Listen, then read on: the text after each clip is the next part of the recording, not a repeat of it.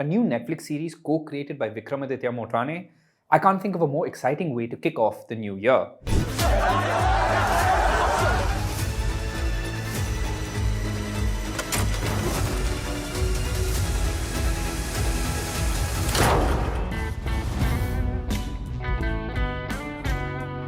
The tremendously crafted Black Warrant is based on an autobiographical book of the same name and follows Sunil Kumar Gupta, played by an excellent Zahan Kapoor. Sunil is the newly appointed Assistant Superintendent Jailer at Tihar Jail. Created by Vikramaditya Motwane and Satyanshu Singh, the 7-episode series follows Sunil's harrowing, haunting, hardening experiences over the years of working at Tihar through the early 80s. Warning, mild spoilers ahead for Black Warrant. India's biggest prison complex and home to its most high-profile convicts, you can see why Tihar would fascinate any filmmaker.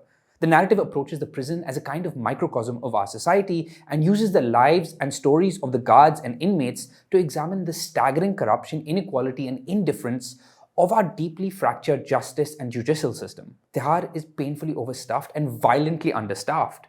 Many of the convicts are probably innocent, we're told, or have already completed their sentences. But if you don't come from wealth, it doesn't really matter. You don't really matter. It's often the poor, not the guilty, who are left to rot in jail till the end of their days. As the wide-eyed, untainted idealist, Sunil must learn to navigate an inhuman, casually corrupt prison system where imandari, humaneness, and following the rules is equated to weakness, putting a permanent target on his back. No country for integrity. Also stepping into the trying territory of Tihar are his fellow officers, ASP Mangat, played by an achingly sincere Paramveer Singh Cheema, and ASP Daya, played by a crackling, impressively volatile Anurag Thakur, in a role that would no doubt have been reserved for Abhishek Banerjee a few years ago. Collectively, the three officers operate on different parts of the spectrum of navigating an unjust institution. If Sunil is the do-gooder, by-the-book officer whose very essence is at odds with his environment, Daya takes to the violence and apathy with ease and even enthusiasm. Somewhere in between these two men lies the more pragmatic Mangat.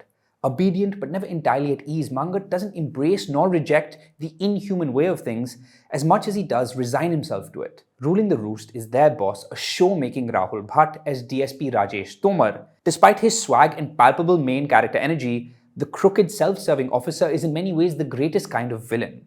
You understand his why and the conditions that created him. And trust me, you don't want to be on the receiving end of a chilling, searing Rahul Bhat glare. In another universe, you can even imagine the cold, cruel Tomar as being what Sunil grows up to become.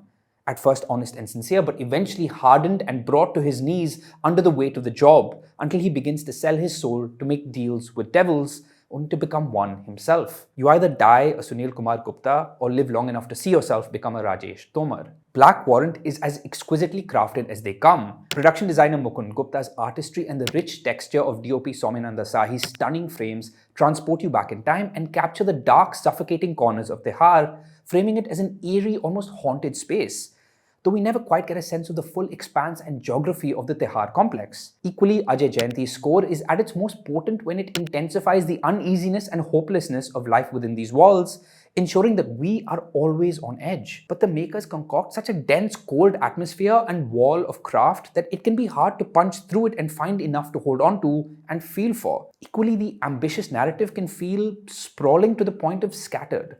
Endlessly admirable as it is, the rich artistry, well-etched characters, and glorious vibes can only take you so far without the safeguards of a compelling, focused plot to have us invest and submit to. Writers Satyanshu Singh and Arkesh Ajay cast such a wide net and insist on going both broad and deep that it's easy to get lost and feel at times disoriented. There are points the series calls back to previously introduced subplots that I completely forgot about, like an arc about Mangat's missing brother or a female college student tasked with researching the inmates, or a story of two brothers accused of murder who were briefly introduced in one episode and then we jump back to them in the next. It's all technically connected and well thought out, but it doesn't always flow smoothly. Black Warrant is also a very challenging, dense watch, and I don't just mean in terms of the harrowing subject matter, which involves numerous sequences of torture, hangings, and horrific violence. It's because the makers refuse to conform to a conventional template or accessible genre blueprint. Imagine Delhi Crime without its tense race against time narrative, or Kora without its compelling murder mystery packaging. These are familiar frameworks filmmakers use to draw us in and make the philosophy go down easier. But the resolute Black Warrant has no such narrative hook. Here, each episode covers a different landmark case or high-profile convict story over Sunil's time as a jailer. And it's that very refusal to be palatable and grab you that is the show's most admirable and taxing quality.